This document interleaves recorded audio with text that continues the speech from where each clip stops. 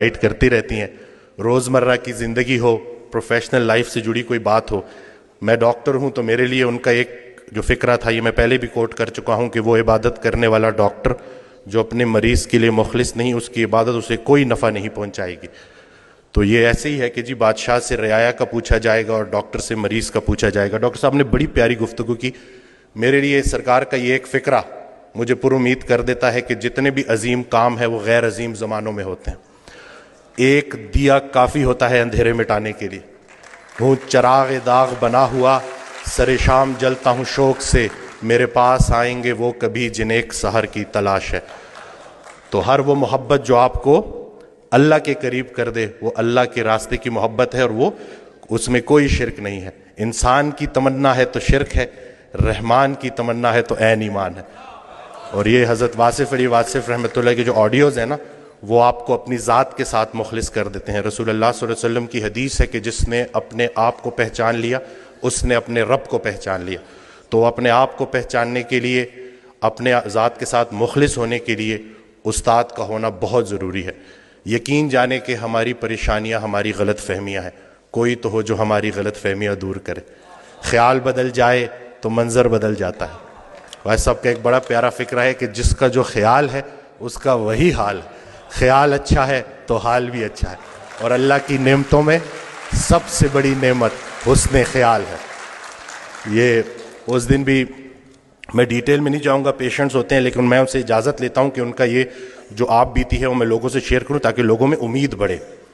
एक खातून मेरे पास आई, कुछ उनके साथ बड़ी ज़्यादतियाँ हो गई थी और वो दिल में नफ़रत लिए बैठी थी, और जिसके लिए नफ़रत लिए बैठी थी वो फौत हो चुका था। तो जब मेरे पास आई, उन्होंने गिले शिकवे किए, तो मैंने कहा कि हज़रत वासिफ़ अली वासिफ़ रहमतुल्लाह अलैह इरशाद फरमाते हैं कि अगर अल्लाह क़यामत के दिन तुमसे पूछे कि पहले किस को जन्नत में भेजूं, तो तुमने उसका नाम लेना है जिसको तुमने जहन्नुम में भेजना। एक महीने बाद जब लौट के आई तो इंसान बदल चुका था, चेहरे पे रौनक, आंखों में नूर। तो मुझे कहती हैं कि डॉक्टर वसीम, जब मैं यहाँ से उठ के गई तो पहले तो मैं घर की तरफ जा रही थी, मुझे आपकी बात हज़म नहीं हुई, लेकिन फिर मैंने गाड़ी मोड़ी और मैं कब्रिस्तान चली गई।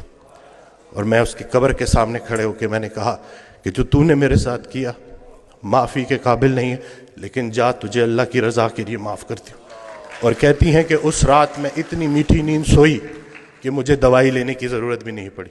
ये जो नफ़रत है ना, ज़र्फ़ दिखाना है, और इतनी कोई बड़ी बात है ही नहीं। मकसद बंदा है तो नतीजा भी बंदा है, मकसद अल्लाह है तो नतीजा भी अल्लाह है।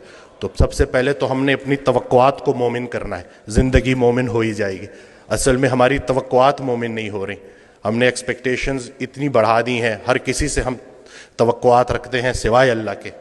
तो अपना घर, अपनी तन्हाई, अपनी कब्र, इसी के ऊपर फोकस करें।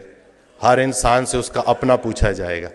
जिस शोहर को अपनी बीवी में सिर्फ बुराइयां नजर आ रही हैं, असल में उसको अपनी तमाम बुराइयां अपनी बीवी में नजर आ रही। अच्छे शोहर को अपनी बीवी अच्छी लगेगी, बुरे शोहर को अपनी बीवी बुरे लगेगी। अब बताओ, बीवी अच्छी लगती है या बुरी लगती है? ये नहीं कि सारा का सारा फोकस इधर कर दिया, झगड़ा ही नहीं करने देते, सारे झगड़े ही खत्म कर दिए। अल्हम्दुलिल्लाह झगड़ा जो है ना, वो दो बंदों का नाम है, सुलह एक बंदे का नाम। अभी रिसेंटली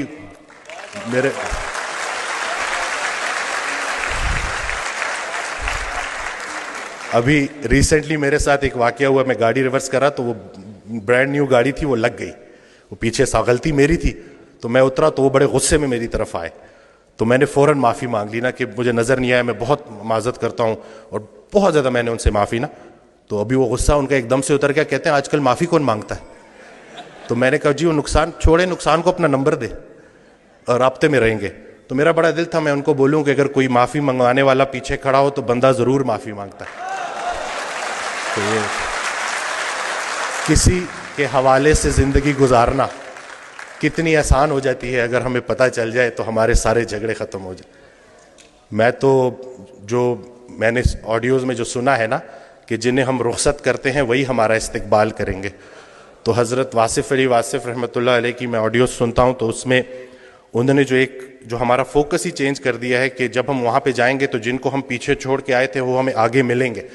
तो अब उनके लिए क्या लेके जा रहे हो? तो अपने वालिदैन के लिए सदका जारिया बनना है।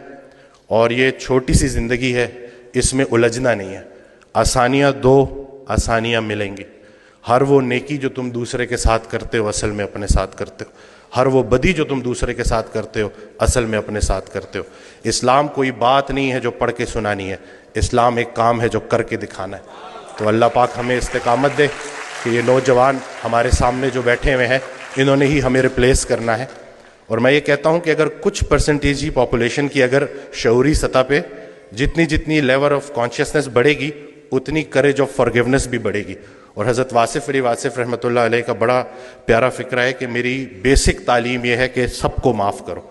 تو بس یہی کرنا ہے کہ معافی تلافی کر کے اپنی اپنی قبروں تک جانا ہے. کوانٹم فزکس کا ایک فکرہ ہے کہ death is just an illusion. جب میں نے یہ پڑھا نا تو مجھے سرکار کا فکرہ یاد آ گیا کہ یہ کون لوگ تھے جنہوں نے موت کو میلہ بنا دیا. رسول اللہ صلی اللہ علیہ وسلم کی حدیث ہے، اس کا مفہوم ہے کہ جب شہید ان مراحل سے گزار کر اپنی جان کا نذرانہ پیش کر کے جب بارگاہ اللہ میں جب اللہ کے سامنے حاضر ہوگا بارگاہ خداوندی میں، اور اللہ اس سے پوچھے گا کہ بتا تجھے کیا چاہیے، تو وہ بولے گا مجھے بار بار اسی راستے سے گزارا جائے. کہ یہ جو ہم زندگی گزار رہے ہیں زندگی کو نہیں سمجھ سکے تو ہم موت کو کیسے سمجھیں گے؟ ہو سکتا ہے جسے ہم موت کہہ رہے ہوں عین زندگی ہو، بلکہ حقیقتاً زندگی ہی ہے. سارے چیک ادھر کیش نہیں کرانے، کچھ آگے کے لیے بھی چھوڑ دو. تو بس یہ ہے کہ بزنس نہیں کرنا، خدمت کرنی ہے. اور ایک جو بڑی پیاری بات کہ ہر رات سونے سے پہلے خود سے پوچھو کہ لوگوں کو استعمال کر رہے ہو یا لوگوں کی خدمت کر رہے ہو. اس کا جواب تم خود دو گے. ہر وہ دن ڈے ٹو ڈے چلنا ہے، مومن ڈے ٹو ڈے چلتا ہے. ہر وہ دن جس میں آپ کی ذات سے کسی انسان کا نقصان نہیں ہوا، آپ کے ذات کے شر سے لوگ محفوظ رہے، اور کسی نہ کسی کا نفع ہو گیا، وہ بہترین دن گزر گیا.